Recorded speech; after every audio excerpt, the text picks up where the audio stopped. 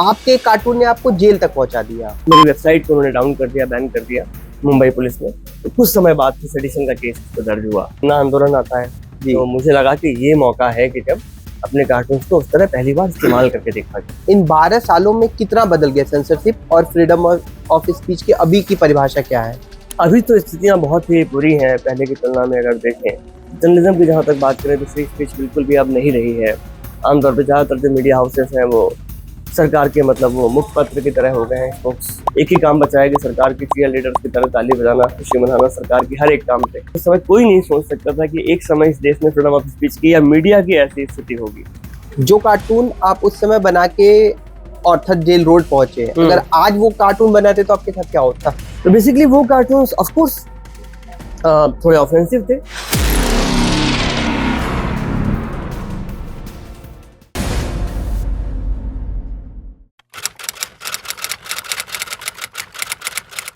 Candid talk के एक और एपिसोड में आपका स्वागत है। आज हमारे साथ हैं एक जाने माने कार्टूनिस्ट और अपने कार्टून की वजह से जेल जा चुके कार्टूनिस्ट असीम त्रिवेदी। कैसे असीम जी आप? मैं ठीक हूँ, एकदम बढ़िया। और क्या चल रहा है लाइफ में? बस सब ठीक चल रहा है, लाइफ चल रही है। ठीक है, तो हम आपसे बातचीत का सिलसिला शुरू करें। तो मेरा पहला सवाल आपके लिए होगा कि कार्टून से हम हंसते हैं, हमारी फीलिंग्स होती है कार्टून में।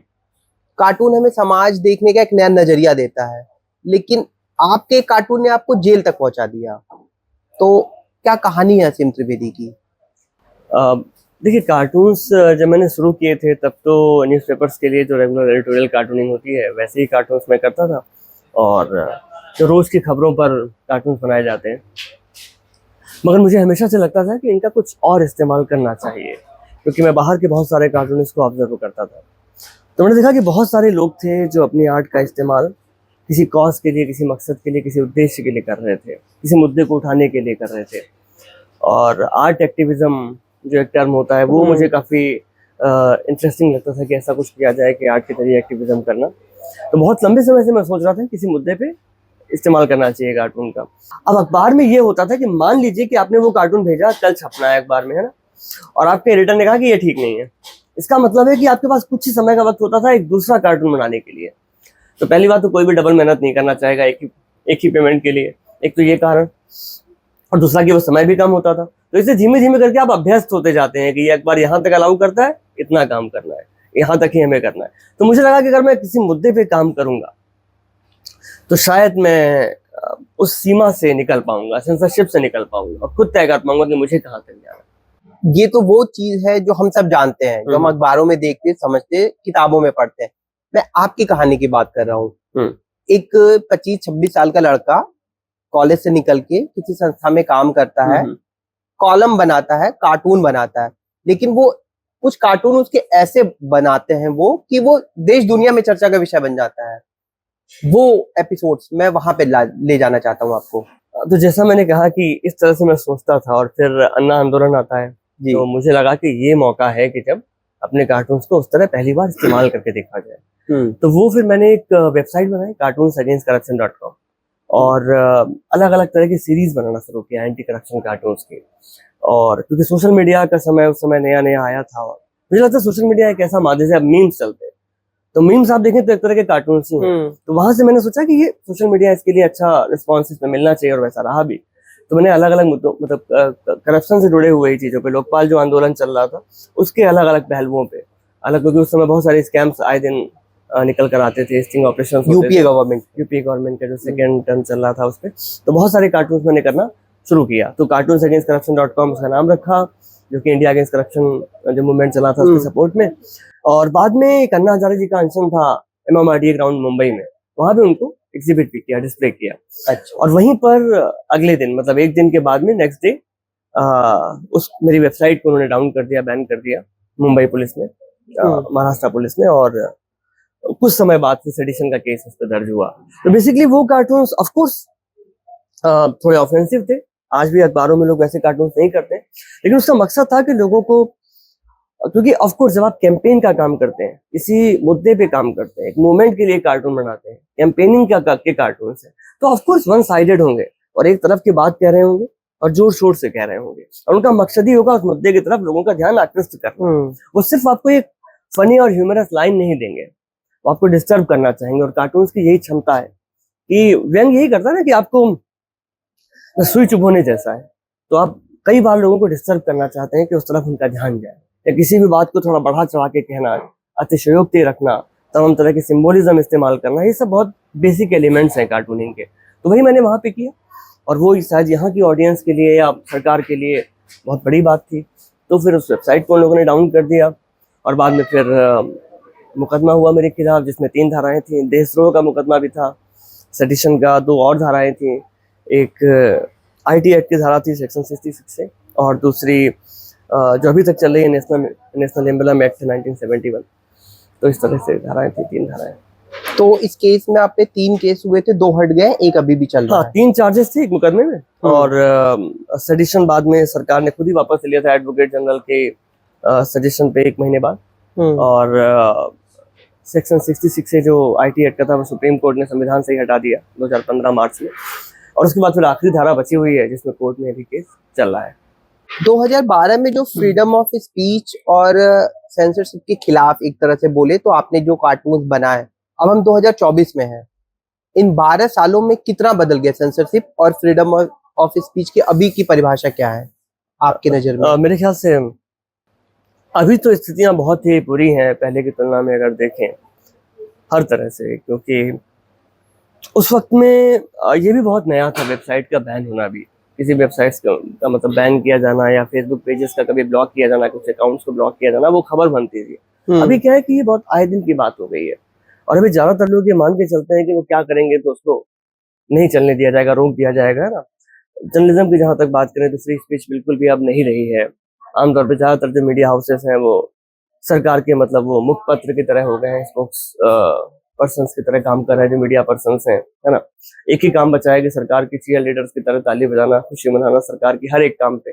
जबकि उस समय का मीडिया और जनरली जो मीडिया होता है वो हमेशा इससे बिल्कुल अलग होता है। वो हमेशा अपोजिशन के तरह से काम करता है, सरकार पे उंगली उठाना, सरकार पे सवाल करना, सरकार के कामों को क्रिटिसाइज करना, एनालिसिस करना। अभी वो नहीं रह गया है। अभी बस कोई ना कोई तरीका खोजना उनकी तारीफ करने का, क्योंकि आपको पता है कि उसके बदले में आपको फायदा मिलेगा।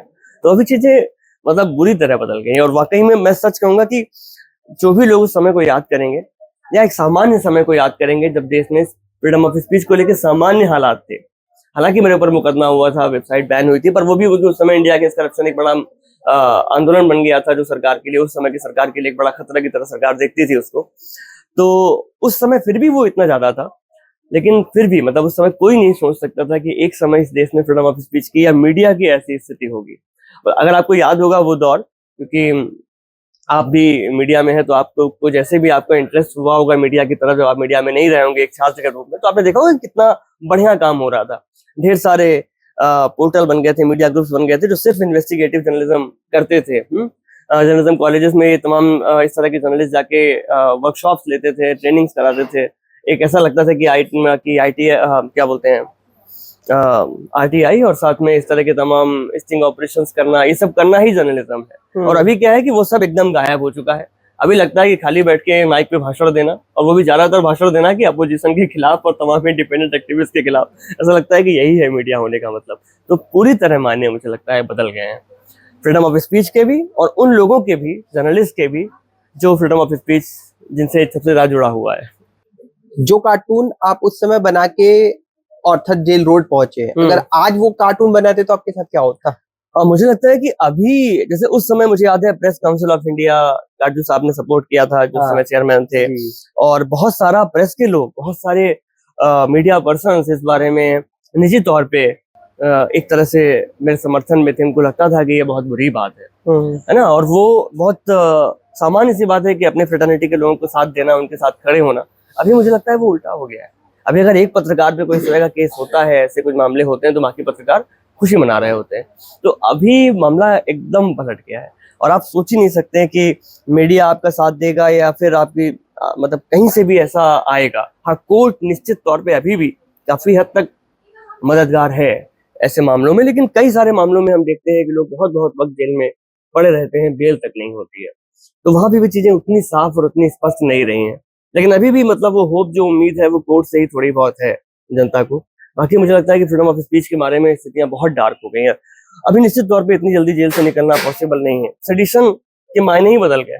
तब तो ये बहुत बड़ी बात थी किसी कार्टूनिस्ट में सेडिशन लगाया जाना, देशद्रोह लगाया जाना। और तब मैंने इसी बात पे कहा था कि मैं बेल नहीं लूंगा, लॉयर नहीं हायर करूंगा कि जब तक सेडिशन हटाया नहीं जाएगा, बिल के लिए अप्लाई नहीं करूंगा। अभी के समय में क्या है, और ऑफ कोर्स मतलब उसका फर्क भी पड़ा था कि इस बारे में बहुत सारा क्रिटिसिज्म हुआ था सरकार का कि सेडिशन कैसे लगा सकते हैं, और सेडिशन को फिर हटाया भी गया मेरे केस से। लेकिन अभी के समय में या उसके बाद के दौर में सेडिशन का जैसे इस्तेमाल हुआ है, मैं सेडिशन एक्ट की बात नहीं कर रहा हूँ, मैं इस टर्म की भी बात कर रहा हूँ, देशद्रोही होने के टर्म की। जैसे जेएनयू को उसको आपने ठप्पा लगा दिया कि ये देशद्रोही है। फिर अभी राहुल गांधी कहीं गए थे बाहर, तो वो कोई बयान दे के आते हैं तो यहाँ कोई बताता है कि वो आतंकवादी हैं, देशद्रोही हैं। कहीं से भी आप सरकार के खिलाफ, सरकार की नीतियों के खिलाफ कुछ भी बोल रहे हैं तो मतलब आप देशद्रोही हैं। वो मतलब उस समय 2012 के आसपास में, 12-13 में, 12 के बाद में जब वो इलेक्शंस आने वाले थे 14 के, तो उसके पहले ये शुरू हुआ था कि जो भी मोदी के खिलाफ कुछ बात कर रहा है वो पाकिस्तान चले जाओ टाइप का, वो हल्का हल्का होना शुरू हुआ था। वो फिर धीमे धीमे फिर वो मोदी ही भारत सरकार बन गए, और बीजेपी के खिलाफ यहाँ ना जो कोई भी बोल रहा है उसको फिर ये कहना है कि पाकिस्तान चला जा। ये ट्रोल चलता था शुरू में, सारे लोग ट्रोल करते थे फेसबुक पे। फिर वो मतलब वही इस देश की मीडिया की या सरकार की भाषा बन गई कि वो सब लोग जो सरकार के खिलाफ है, आलोचना करते हैं, जिनको हम पहले एक्टिविस्ट कहते थे, इंडिपेंडेंट एक्टिविस्ट कहते थे, है ना, क्रिटिक्स कहते थे, अब उनको देशद्रोही कहा जाने लगा। तो देशद्रोह के मायने अगर देखा जाए तो पूरी तरह अलग हो गए हैं, बदल गए हैं। देश बदलने की बात करते करते असीम त्रिवेदी बिग बॉस के घर पहुंच गए, ये कैसे हो गया? उस समय भी बिग बॉस से मुझे इनविटेशन आया कंटेस्टेंट की तरह वहां पे भाग लेने का, और मैं बहुत सारे बिग बॉस में देखा नहीं था। मतलब मैं कम से कम बिग बॉस देखने वाला आदमी नहीं था, तो मुझे आइडिया नहीं था कि असल में क्या होता है। मुझे कई बार लगता है कि उस समय का जीवन भी इतना तेज गति में बीत रहा था कि असल में जब मेरे पास पहली बार उनकी ओर से संपर्क किया गया किसी के जरिए, तो मैं ऑस्ट्रिया में था एक आर्ट मैराथन में भाग लेने के लिए, और वो 7 दिन की तो वही थी, तो वो टाइम का तमाम डिफरेंस था और ऐसे था। फिर वहां मैंने उसको मना किया, फिर आया, मतलब ऐसे ऐसे करके वो 2-3 बार में हुआ बात। और मेरे पास इतना वक्त भी नहीं था कि मैं कोई भी सीजन ढंग से देख पाता, तो मुझे सच में कोई आइडिया नहीं था कि अंदर होता क्या है। हाँ, लेकिन 25 साल की मेरी उम्र थी और मुझे लगता था कि हाँ, लोगों तक अपनी बात पहुंचाने के जो भी प्लेटफॉर्म्स मिले वो लेने चाहिए, उनका इस्तेमाल करना चाहिए। मैं तब ऐसे सोचता था।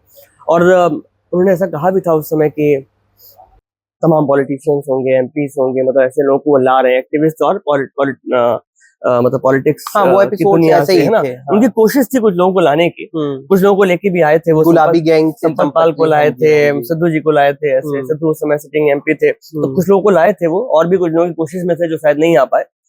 और वहां पे ऐसी बात भी नहीं थी, बहुत सारी चर्चाएं भी ऐसे होती रहती थी अलग अलग चीजों को लेके, क्योंकि शायद किसी को भी बहुत आइडिया नहीं था। जैसे मुझे याद है कि सिद्धू जी और मेरी बहुत बार बहुत तरह की बहस या बहुत तरह की बातचीत हुई, और भी तमाम लोग थे जो उसमें शामिल हो जाते थे, जो बहुत पॉलिटिकल सी होती थी। क्योंकि वो मैं उस दौर की बात कर रहा हूँ, 2012 दो तरह का दौर था। एक तरफ तो वो यूपीए गवर्नमेंट के जाने का दौर था, करप्शन जैसे मुद्दों का दौर था, और दूसरी तरफ वो मोदी के आने की मतलब सुगबुगाहट वाला भी दौर था। तो मोदी जी के मतलब उस समय बीजेपी में सिद्धू जी हुआ करते थे, तो उस तरह की बातचीत की कैसे वो आने वाले समय में देश को देखना चाहते हैं या क्या हो रहा था, तो वो तमाम सारी बातें थी। लेकिन मैंने देखा कि वो तमाम बातें कभी वो बाहर आई नहीं, क्योंकि वो उनको लाना ही नहीं होता है।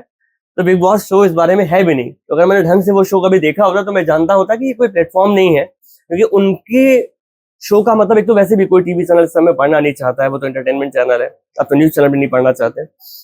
और दूसरी बात कि उनका फॉर्मेट वो इंटरेस्टिंग गेम है, वो इस बारे में है कि आप घर में कैसे रहते हैं और कैसे आपका असली व्यक्तित्व क्या है, वो कैसे निकल के आता है। तो शायद वो कम जानकारी होने से मैंने ऐसा समझा कि हाँ देख लेंगे, यहाँ पे भी कुछ ट्राई करते हैं अपनी बात को रखने का और एक बड़ा प्लेटफॉर्म की तरह इसको इस्तेमाल करने का, पर वो वैसे वर्क नहीं किया। संपतपाल थी, संपतपाल से भी बहुत तरह की ऐसी बात हुई। संपतपाल के बारे में एक बात तो निश्चित तौर पे जो भी उनको जानते हैं, जो भी उनको मतलब समझेगा कभी उनकी अगर आप कहानी सुनेंगे, क्योंकि मेरा उनसे परिचय वहीं हुआ और वहीं पे मैंने उनकी कहानी को समझा। तो वो एक बहुत मामूली घर की महिला थी और बहुत कम उम्र में शादी हो गई थी, और उनका सारा एक्टिविज्म शुरू होता है कि जो एक अपने उत्तर प्रदेश में, मतलब वो शायद उधर से आती हैं, चित्रकूट के आसपास के इलाके से, बांदा के आसपास के इलाके से, जितना मैं याद कर पा रहा हूँ, जितना मुझे अभी याद आ रहा है। तो जैसे बहुओं का बहुत शोषण शुरू हो जाता है ना, और वो छोटी उम्र में उनकी शादी हुई थी। तो उन्होंने तमाम चीजें बताई कैसे कैसे मतलब वो ट्रिगर्स थे उनके लिए कि खाना जो है वो बाद में खाना है, जब सारे मर्द खा लेंगे अब वो कम उम्र की एक लड़की है, वो कितनी देर तक भूखे रह सकती है। तो उनका जो एक्टिविज्म है ना, जो उनके अंदर का रेबल है, वो ऐसे ऐसे मतलब उठा, ऐसे उसने अपना शेप लिया कि वो पहले खाना खा लिया कुछ, है ना, या कुछ कुछ चीजें इस तरह की जो उनके ससुराल को ठीक नहीं लगती थी या उनके गांव को ठीक नहीं लगती थी, उनकी जाति वगैरह को लेके, वो उस तरह के दायरे उन्होंने तोड़ने शुरू किए। और ऐसे करके धीरे धीरे करके वो एक इतनी बड़ी शक्ति बन पाई थी, क्योंकि संपत पाल मतलब जिस समय बहुत सारे एक्टिविस्ट की बातचीत नहीं होती थी, सोशल मीडिया इतना वोकल नहीं था बहुत, तब भी संपत पाल का नाम हम लोग मतलब काफी समय से सुनते थे। बहुत पहले से मैंने उनका नाम सुना था, उनको काफी इंटरनेशनल अटेंशन भी मिला था बहुत पहले से। तो उन्होंने ऑफ कोर्स एक बड़ा ग्रुप फॉर्म किया, घर के बाहर निकले, वो भी ऐसे इलाकों में बाहर निकले, गाँव में जहाँ पे महिलाओं को उतना वो नहीं मिलती है बराबरी, और फिर अलग अलग शहरों में उन्होंने टीम इस तरह के लोग बनाए। तो ऐसे बहुत सारी चीजें थी जिसके बारे में बातचीत थी।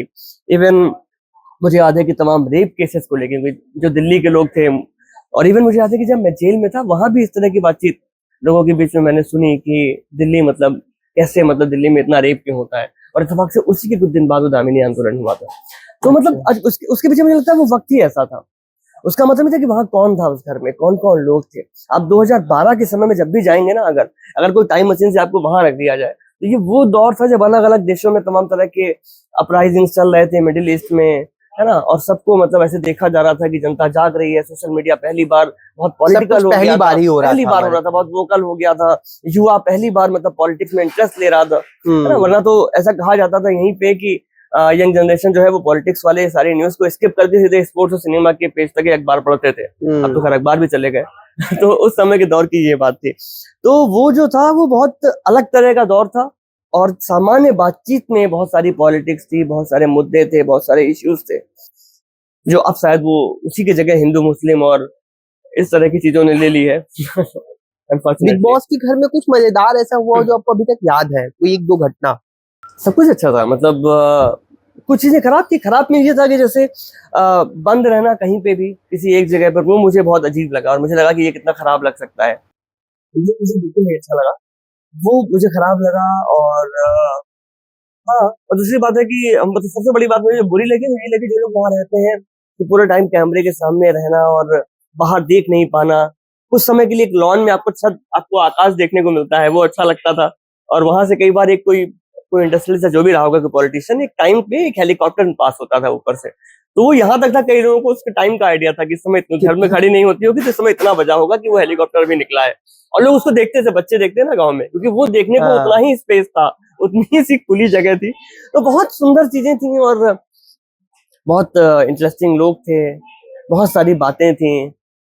तो ऐसे तौर पे वो एक अच्छा दौर था, लेकिन मेरे ख्याल से उसको वो तमाम बातें जो बाहर नहीं आई, अगर वो आती तो और अच्छा होता। हाँ, मेरा अगला सवाल यही है कि सच्चाई क्या है बिग बॉस की? जो हमें टीवी पे दिखता है उतनी ही चीजें होती हैं या उससे ज्यादा चीजें हैं जो छिपा दी जाती हैं? नहीं, बहुत सारी चीजें होती हैं। आप सोचे कि वहां पे मतलब आपको मान लो 6 घंटे वो सोने देते होंगे, कि मुझे हमेशा लगता था हम सब लोगों को कि बहुत कम नींद पूरी हो पाती थी सबकी। तो ऐसा लगता था कि बहुत कम देर सोने दे रहे हैं लोग, है ना। तो आमतौर पर मतलब दिन में भी कोई लेट गया तो अलार्म अलार्म बजने लगता था। तो आमतौर पे उनके पास और बहुत सारे कैमराज होते हैं, सब लोग एक साथ होते नहीं है, कहीं 2 लोग खड़े हैं, कहीं 4 लोग बात कर रहे हैं, कहीं 6 लोग बैठे हैं। उनके पास मतलब बहुत सारा फुटेज होता है, एक दिन में ही उनके पास 100 से ज्यादा घंटों का फुटेज होता होगा। तो इतने फुटेज के बाद में 1 घंटे या 40 मिनट का एपिसोड काटा जाता है। तो बहुत कुछ होता है जो उसके अलावा हो रहा होता है। जब लोग बहुत सारी वो बातें कर रहे होते हैं जिससे कि बॉन्ड्स बनते हैं, असल में ब्रेक होते हैं। और जब कभी कुछ अचानक से बड़ा होता है तो वो देखता है। ऑफ कोर्स कुछ लोग तमाशेबाज होते हैं, पर वो लोग बहुत कम होते हैं। ज्यादातर लोग मुझे लगता है कि बहुत सामान्य तरीके से रह रहे होते हैं, और कहीं कहीं पे धीमे धीमे करके कभी गुस्से में आ रहे होते हैं, या कभी है ना बहुत चीजें हो रही होती हैं।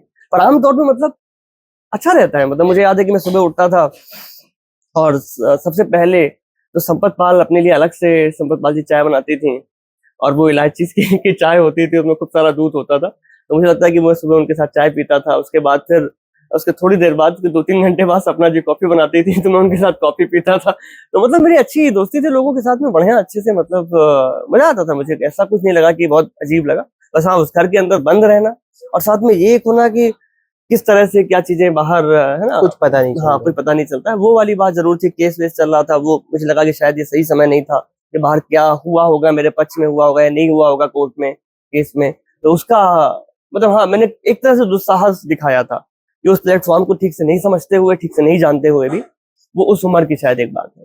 आप अन्ना आंदोलन में भी शामिल हुए थे, तो जब आप जेल गए थे तो उस समय के कुछ फुटेज दिखते हैं हमें कि उस अभी के पूर्व सीएम और उस समय के अरविंद केजरीवाल जेल आपसे मिलने गए थे।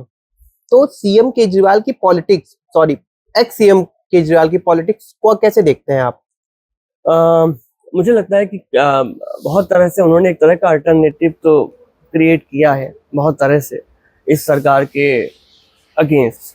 मतलब जो अभी क्या ये चल रहा है, मतलब जहाँ पे सिर्फ भाजपा के लोग ही बहुत ताकतवर बनते दिखाई दे रहे हैं और वो हिंदूवादी जो राजनीति है, कहीं से अल्टरनेटिव ऑप्शन वो लेके आ पाए हैं, ऐसा मुझे लगता है। और हालांकि उसमें कमियां हैं, जैसे भी मैं तस्वीरें देख रहा हूँ कि जो बगल में कुर्सी खाली रखी गई, ऐसे बहुत सारी चीजें। मुझे लगता है कि बेहतर डेमोक्रेसी की उम्मीद की जाती थी अरविंद केजरीवाल से, है ना। और वो काफी डेमोक्रेटिक हुआ भी करते थे आंदोलन में एक समय तक, क्योंकि इतने सारे लोगों को साथ लेके चलना, आप खुद सोच सकते हैं जो अन्ना आंदोलन की कोर कमेटी थी, जो जाने कितने लोग थे जो मैसेज से अवार्ड विनर थे, तो अलग अलग फील्ड के लोग थे जो अलग अलग क्षेत्रों में एक्टिविस्ट थे, अलग अलग देश के हिस्सों में, और अलग अलग विषय थे उनके।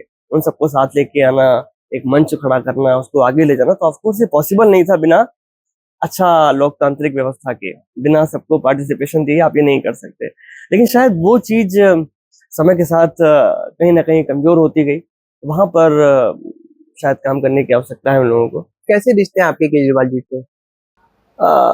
एक जनता और एक पॉलिटिशियन की जैसे रिश्ते हैं कि मैं बस अखबार में पढ़ता हूँ और टीवी देखता हूँ, इसके अलावा अभी मेरा उनसे कोई संपर्क नहीं है बहुत लंबे समय से। अगर दो पाला हो, एक तरफ केजरीवाल एक तरफ अन्ना, आप किस पाले में जाएंगे? देखिए, अब मुझे लगता है कि दो पाले हैं नहीं, क्योंकि अन्ना हजारे अभी एक्टिव नहीं है, और जब वो एक्टिव नहीं है तो उनके बारे में अच्छा या बुरा कहना क्या कहा जाए। उनकी भी एक उम्र हो गई है, और अपनी के सामने आते हैं तो कितना उनको जानकारी रहती है, कितना वो असल में अपडेटेड है इन मुद्दों से, वो पता नहीं है। क्या उनकी व्यक्तिगत नाराजगी है कि अरविंद केजरीवाल से, वो भी कई बार कारण हो सकता है कि व्यक्तिगत रूप से कई बार इस उम्र का व्यक्ति अगर किसी से नाराज हो जाए तो नाराजगी का असर दिखता है। मुझे लगता है कि उसको अन्ना हजारे की राजनीति नहीं मानना चाहिए, क्योंकि अन्ना व्यक्तिगत रूप से बहुत विनम्र व्यक्ति रहे हैं, बहुत जनता, मतलब उनके जो लोग उनके आसपास काम करते रहे उनको बहुत पसंद करते रहे हैं। हम उनके गाँव जाके देखेंगे तो, अब जब उनके गाँव जाएंगे ना, रालेगण सिद्धि, तो पुणे से जब आप जाइए तो आपको रास्ते में एकदम वीराना दिखेगा, एकदम सूखा हुआ, एकदम बहुत कम विकसित क्षेत्र आपको दिखाई पड़ेंगे, बहुत पिछड़े हुए सूखे से इलाके दिखते हैं। और फिर आता है रालेगण सिद्धि, जिसमें उन्होंने, आप जब जाएंगे तो आप देखेंगे कि असल में वो अलग प्रकार का गाँव, मतलब सब कुछ अलग तरह बना हुआ है। रेजिडेंशियल स्कूल है, पानी की टंकी है, सड़कें हैं, बहुत व्यवस्था है। तो हो सकता है कि उनका ढंग काम करने का थोड़ा सा स्ट्रिक्ट रहा हो उस वक्त में। लोग कहते हैं कि बहुत तरह के उन्होंने नियम बनाए कि शराबियों को सजा देना, कि क्या करना, जो भी करना, पर उन्होंने परिवर्तन लाए हैं, वो आपको वहां दिखाई पड़ेगा। तो वो ऐसा नहीं कि कोई कहता है तो आप इसको देखें, और उन्होंने वाकई में बहुत चीजें ऐसी की हैं। तो अन्ना हजारे को सिर्फ इन 2-4 बयानों से नहीं उनका कर नापा जा सकता, या उनकी राजनीति को नहीं तौला जा सकता है। अभी के समय अन्ना जब एक्टिव नहीं है और जिस उम्र में है, इस समय से मेरे ख्याल से उनको नापना ये सही समय नहीं है अन्ना हजारे को जज करने का। केजरीवाल को जज करने का ये सही समय है, पर अन्ना को जज करने का समय आप 10-20 साल पीछे छोड़ा है। अभी इस उम्र में उनको जज करना मेरे ख्याल से उचित नहीं है। हमारे घर के भी बड़े बूढ़े कई बार ऐसी बातें करते हैं जो हमको ठीक नहीं लगती, और हम उससे उनको जज नहीं करेंगे कि वो ऐसे ही थे, वो ऐसे हैं या ऐसे ही थे। उम्र का प्रभाव है, एक्टिव नहीं रहने का प्रभाव है, एक हिस्से में कट जाने का प्रभाव है, बहुत सारी चीजें। जेल से लौटने के बाद केजरीवाल, अन्ना हजारे या कुमार विश्वास के लोगों से कभी मुलाकात की आपकी? हाँ, केजरीवाल जी, अन्ना हजारे वगैरह से तो मेरा मिलना हुआ, सबसे ही मिलना हुआ। अभी लंबे समय से कोई कनेक्शन नहीं, क्योंकि मैं आम आदमी पार्टी के साथ सक्रिय नहीं हुआ, और उसके बाद फिर अपने अलग अलग चीजों में काम करता रहा, तो उसको सब लोग अपनी व्यस्त हैं, और ये लोग तो और व्यस्त होते चले गए आम आदमी पार्टी और बहुत सारी चीजों में, तो इसलिए उस तरह से नहीं। और पहले भी मुझे लगता है कि पहले भी मैं बहुत इंडिपेंडेंट तरीके से काम करता रहा हूँ, कि इवन इंडिया अगेंस्ट करप्शन के समय पे भी, मतलब मैं कार्टूनिस्ट था और मैं अपने ढंग से काम कर रहा था। ऐसा नहीं था कि मैं किसी के दिशा निर्देश में काम कर रहा था। और ये अच्छी बात थी इंडिया अगेंस्ट करप्शन की, कि वो उस तरह से चलता भी नहीं था कि लोग किसी के दिशा निर्देश में ही काम करें। तो तभी मैं कह रहा हूँ कि इतना बड़ा आंदोलन, असल में इतने अलग अलग देश शहरों में जो लोग निकल के आ रहे थे सड़क पे, या साथ दे रहे थे, या मंच पे भी इतने लोग पहुंच रहे थे, तो तभी संभव था कि वो बहुत इंडिपेंडेंट तरीके से, बहुत ऑफकोर्स उसको प्रयास किया गया था ऐसे इकट्ठा करने का। बहुत सारी हो सकता है कि और फोर्सेस भी रहे हो जो उसमें मदद करती रही हो बाहर से, लेकिन फिर भी उसके बाद वो बहुत इंडिपेंडेंट और बहुत मौलिक था, बहुत लोकतांत्रिक था, लोग अपने ढंग से काम कर पा रहे थे। आपको प्रपोजल था आम आदमी पार्टी में शामिल होने के लिए? शुरुआत में अब बहुत जब उसके पीछे की बहुत सारी कहानी है। एक बार जब अचानक से जब इसका ऐलान किया केजरीवाल जी ने मंच से, तो हम और कुछ और साथी थे, तमाम वॉलंटियर्स भी थे जो इससे सहमत नहीं थे, तो उन लोगों ने उसका विरोध कर दिया कि ऐसा ठीक नहीं है। तो उसके बाद फिर कुछ ग्रुप था एक, मतलब इंडिया के करप्शन का ही, जो हम लोगों से एक तरह के क्लैश भी हुए आमने सामने भी। तो कुछ ऐसी भी चीजें हुई, हालांकि बाद में वो चीजें सॉर्ट आउट हो गई, लेकिन वो उसके बाद से मतलब एक ऐसा वो बन गया कि कभी वो रास्ते ऐसे मिल नहीं पाए। कांग्रेस या बीजेपी, किस सरकार में कलाकारों पत्रकारों को ज्यादा फ्रीडम मिलती है?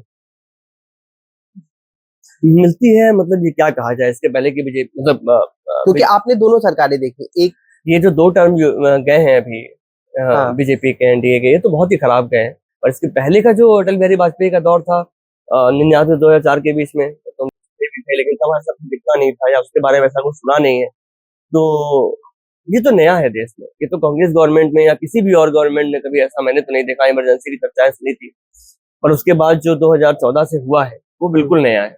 वो मतलब ऐसा है कि मीडिया को मीडिया नहीं छोड़ा गया है। अभी के समय मुझे लगता नहीं कि लोग मीडिया को कैसे देखते होंगे, या कभी दुनिया की मीडिया इस देश की मीडिया को देखेगी, क्योंकि पहले भी बहुत ऐसी मजेदार मीडिया थी कि जहाँ लाल पीले रंग एकदम बिल्कुल चमक रहे हैं, तरह तरह का वीएफएक्स आ गया है, तो कहीं टैंक चलती है, कहीं ये होता है, कहीं वो होता है, तो तमाशा तो पहले भी था मतलब। लेकिन अभी जो जिस तरह बिक गए हैं सब, ऐसा मेरे ख्याल से बहुत कम ऐसे उदाहरण मिलेंगे जहाँ पे इतना स्ट्रांग डेमोक्रेसी है देश में, उसके बावजूद मीडिया इस तरह कम्प्रोमाइज। तो मीडिया तो मीडिया ही नहीं है, कुछ इंडिपेंडेंट लोग यूट्यूब पे या कहीं कहीं कुछ कोशिश कर रहे हैं, बाकी इस देश में मीडिया खत्म हो गई। तो ऐसा तो मेरे ख्याल से और भी ऐसे उदाहरण ढूंढना मुश्किल पड़ेगा, और इस देश में तो इमरजेंसी के अलावा ऐसा कोई दौर नहीं रहा होगा, तो कोई तुलना ही नहीं है। ये तो बहुत बद से बदतर स्थिति है, ये तो बहुत खराब स्थिति है। मतलब एक तो मीडिया मेरे ख्याल से एक तरह टूल बन गई है, बहुत ही स्ट्रॉन्ग टूल है वो इस गवर्नमेंट का।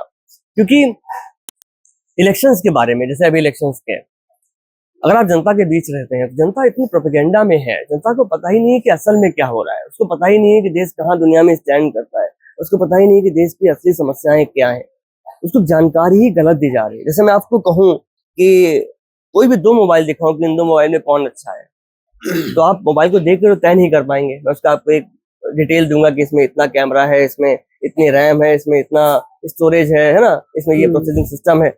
अगर मैं आपको वो जानकारी गलत दिखाऊं तो आप कैसे कंपेयर करेंगे? तो सवाल ये कि जिसके आधार पे जब चुनाव भी पिछले चुनाव हुए, तो मुझे लगता है ऐसे हर चुनाव में जब गलत जानकारी दी जाएगी आपको, आप सही से, आप सच्चाई से वाकिफ ही नहीं है, तो आप उस गलत जानकारी के आधार पे जो निर्णय लेंगे वो भी गलत। पहली बात, जनता को बुरी तरह गलत जानकारियां दी जा रही है, फेक न्यूज या फेक एक पर्सपेक्टिव से जानकारियां रखी जा रही हैं, एक ही किसी खास पर्सपेक्टिव से उनके सामने हर चीज को परोसा जा रहा है, बहुत सिंगल साइडेड व्यू से। दूसरी बात है कि बहुत कम्युनल कर दिया गया है जनता को, बहुत, मतलब जैसे 2012 में अन्ना आंदोलन के वक्त तो कोई ये बात करता ही नहीं था हिंदू मुसलमान वाली, और ये मतलब 1992 में सब हो चुका था और बहुत स्थितियां खराब रही थी एक दौर में हिंदू मुसलमान की, पर 2012 में इसकी बातचीत कहीं नहीं थी। इवन जातिगत द्वेष भी बहुत कम दिखाई पड़ता था, हिंदू मुसलमान तो कहीं दिखता ही नहीं था। और आप सोचो उसके 12 साल आगे आके आप कितना पीछे चले गए लगते हैं। अब कोई बात नहीं कर रहा है, कोई बात नहीं है, बात में मुसलमान, मतलब धर्म को जितना मिसयूज किया जा सकता है वो शर्म पे हो रहा है। जैसा कभी 92 में हुआ होगा, जो हम लोगों ने उसका देखा नहीं है, हमने सामने से जो डॉक्यूमेंट्रीज में देखा है, वैसा उससे भी कहीं खतरनाक हो रहा है, कहीं घातक हो रहा है। हर चीज को, सारा नैरेटिव इस देश का हिंदू मुसलमान